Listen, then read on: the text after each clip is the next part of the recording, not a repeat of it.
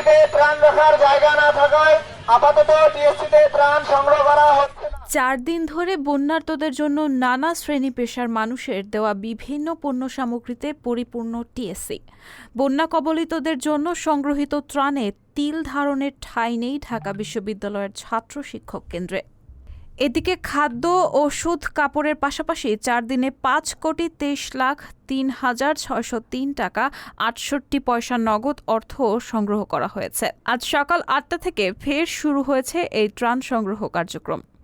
দেশের দক্ষিণ পূর্বাঞ্চলে চলমান বন্যা শুরুর পর বুধবার রাতে ত্রাণ সংগ্রহের ঘোষণা দেয় বৈষম্য বিরোধী ছাত্র আন্দোলন। এরপর বৃহস্পতিবার সকাল থেকে টিএসসিতে বিভিন্ন পণ্য সংগ্রহ করতে শুরু করেন শিক্ষার্থীরা। তাদের ডাকে সাড়া দিয়ে নানা শ্রেণী পেশার মানুষ ব্যাপকভাবে সহযোগিতা করতে শুরু করেন। ফলে শুক্রবার রাতে টিএসসির ক্যাফেটেরিয়া, গেমস রুম, অডিটোরিয়াম, এমনকি হাঁটার রাস্তাও বিভিন্ন পণ্য সামগ্রীতে কানায় কানায় পূর্ণ হয়ে যায়।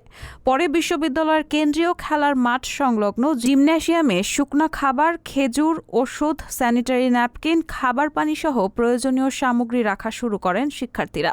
এদিকে গণত্রাণ কর্মসূচিতে অনলাইন অফলাইন মিলিয়ে 5,03,603 টাকা 68 পয়সা নগদ সংগ্রহ করা হয়েছে। অন্যদিকে এই 4 দিনে বিভিন্ন খাতে মোট ব্যয় হয়েছে 30,12,970 টাকা। রোববার সন্ধ্যায় এক প্রেস ব্রিফিংয়ে এই তথ্য জানানো হয়। সার্বিক বিষয়ে সমন্বয়ক আব্দুল্লাহ আল মাহমুদ গণমাধ্যমকে বলেন, আমরা এখন টিএসসিতে নগদ অর্থ সংগ্রহ করছি আর খাদ্যসহ অন্যান্য সামগ্রী জিমন্যাসিয়ামে সংগ্রহ করা হচ্ছে। আমরা ত্রাণ সংগ্রহ করার পর সেগুলো প্যাকেজিংয়ের কাজও করছি। পরে বন্যা কবলিত এলাকায় ডিসি ও ইউএনওর সঙ্গে যোগাযোগ করে ট্রাকে করে ত্রাণ সামগ্রী পাঠিয়ে দিচ্ছি। শনিবার বিকালে কেন্দ্রীয় খেলার মাঠে করা প্রেস ব্রিফিংয়ে লিখিত বক্তব্য পাঠ করেন বৈষম্যবিরোধী ছাত্র আন্দোলনের সমন্বয়ক লুৎফুর রহমান, মিডিয়া ও কমিউনিকেশন উইংয়ের প্রধান রেজওয়ান আহমেদ রিফাত এবং টিএসসি বুথের প্রধান সমন্বয়ক অদিতি।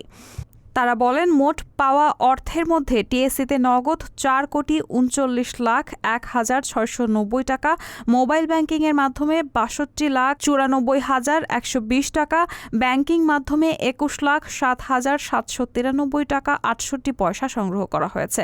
ব্যয়কৃত অর্থ ত্রাণ সামগ্রী, জরুরি ঔষধ, ত্রাণ রাখার ব্যাগ এবং স্বেচ্ছাসেবকদের খাবার খাতে ব্যয় হয়েছে। ত্রাণ কার্যক্রম নিয়ে তারা বলেন, গণত্রাণ কর্মসূচিতে পাওয়া অর্থ সামগ্রী বিভিন্ন জেলায় সশরীরে এবং প্রশাসনের সাহায্যে বিতরণ করে বৈষম্য বিরোধী ছাত্র আন্দোলন। শনিবার বিকাল 5টা পর্যন্ত 50 ট্রাক ভর্তি 50,000-এর অধিক ত্রাণ সামগ্রী বিভিন্ন এলাকায় পাঠানো হয়েছে। প্রতি ট্রাকে 800 থেকে 1000টি রিলিফ প্যাকেজ অর্থাৎ এক পরিবার এবং 20 থেকে 30 কেস পানি দিয়ে পরিপূর্ণ করা হয়েছে। প্রতিটি প্যাকেজ একটি পরিবারের জন্য প্রয়োজনীয় শুকনা খাদ্য এবং ঔষধের প্যাকেজ রয়েছে। তাছাড়া বিমান বাহিনীর তত্ত্বাবধানে 3,000 প্যাকেজ হেলিকপ্টারে বন্যা কবলিত দুর্গম অঞ্চলগুলোয় বণ্টন করা হয়েছে এবং 3,96,500 টাকা নগদ সহায়তা দেওয়া হয়েছে। রায়হানা মুন, সবার কথা।